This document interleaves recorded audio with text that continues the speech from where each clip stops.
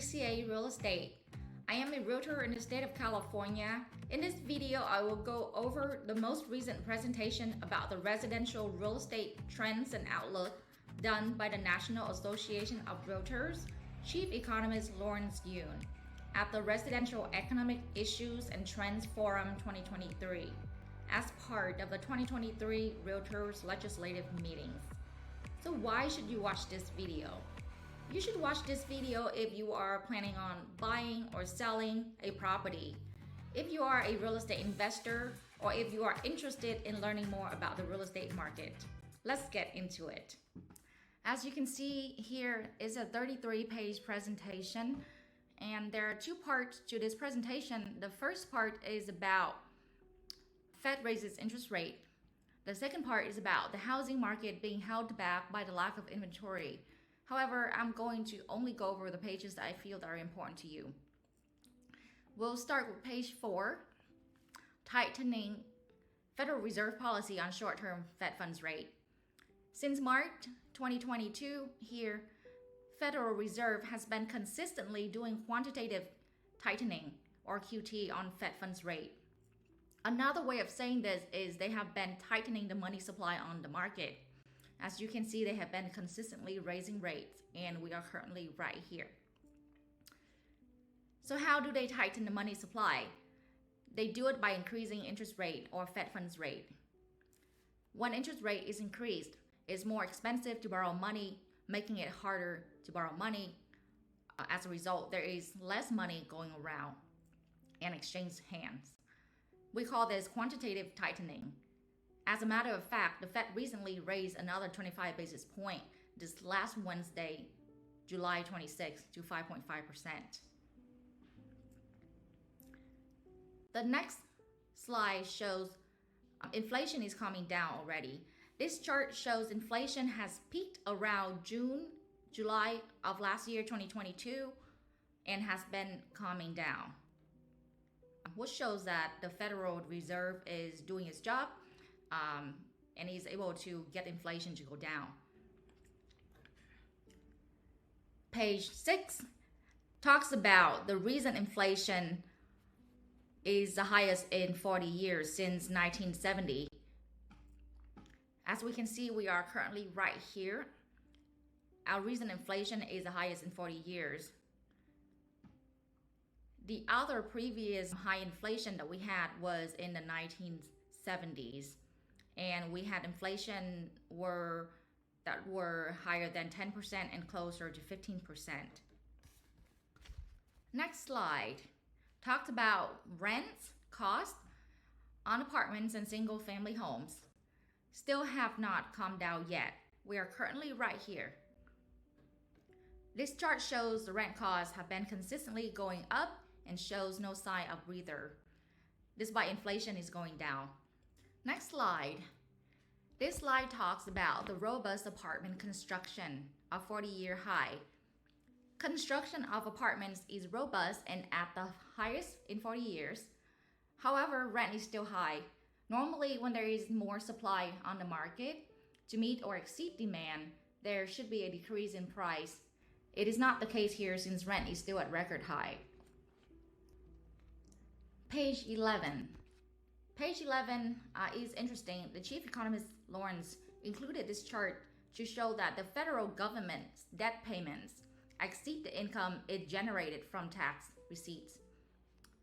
Federal outlays are these blue bars here, is way higher above than this orange line, which is a tax receipt.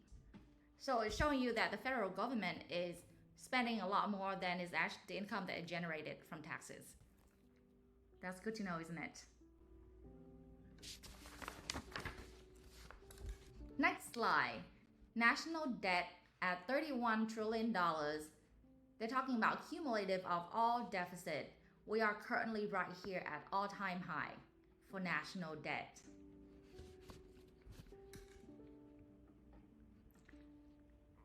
The second part of the presentation that Lawrence Yun talked about is the housing market held back by the lack of inventory. Next slide. Slide 14. He talks about the weakening of sales for existing homes, and it has fallen below the pre-COVID level. We are currently right here. Right here was the pre-COVID level before we took a sharp turn when COVID hit. And home sales made a dip and has gone up a little bit, and we are currently right here. To explain what existing homes mean, existing home means that homes were built in the past and had homeowners, residents residing in them before. This slow sales is partly due to the high interest rate environment that we are experiencing right now, the high home prices that we have gone through inflation in the past years, and the lack of inventory available on the market. So imagine when the interest rates go down. At one point, interest rates will go down. I would think that the market activity would pick up. Next slide is slide 15. Newly built homes are back to pre-COVID level. We are right here. Page 16. Page 16 shows the inventory of existing homes and inventory of new homes. On the left-hand side, we have the inventory of existing homes. Existing home means homes that were built in the past and had owners residing in them. We are at a very, very low supply level for existing homes. However, on the other hand, for newly built homes, the inventory has gone up, which is a good thing to meet the demand. Since we have a strong demand out there, we need more supply to meet the demand. Next slide would be 17, talking about median home price. The median home price has been consistently going up since January 2012 and seemed to peak out in about June or July last year, 2022. Since then, it has gone down a bit, but it currently has gone back up. Keep in mind that I am talking about the whole housing market at a national level, not your local markets. I know there are many local markets out there that are still very much seller's market, and I'm not talking about them. I'm talking about the whole entire real estate market of the United States. Page 19 talks about the overall wealth comparison between homeowners and renters. On the left-hand side, it shows that renters' net worth is about $6,000 to $8,000. And for on the right-hand side, homeowners' net worth is about $200,000 to $300,000 plus. And we can see that the wealth gap between these two groups are quite big. Next page is page 21. Page 21 shows the cities that have the biggest home price decline since last year, percent change from a year ago in 2023 Q1. The city that topped the chart, it has the biggest home price decline, is San Francisco of California, followed by Austin, Texas, then Boise, Idaho, then Phoenix, and Los Angeles made the list in 5th. The second chart shows home prices gained, percent change from a year ago in 2023 Q1. This chart shows the cities that have the biggest home price gains in percentage from a year ago. Oklahoma City comes in first as the biggest home price gain, followed by Fayetteville, North Carolina, and Dayton, and so on. Page 24. This page is very interesting as well. The National Association of Realtors reporting that there is a strong buying activity on starter home and in more affordable regions. I know there is a lot of talks about the housing market collapse and a housing market bubble. However, the National Association of Realtors is showing a different narrative based on the data collected. So let's take a look at the data. 28% of listing on the market had multiple offers. 60% of homes were sold within a month, which is very fast. I am a real estate agent myself, and I would be very happy if I sell my listing within a month.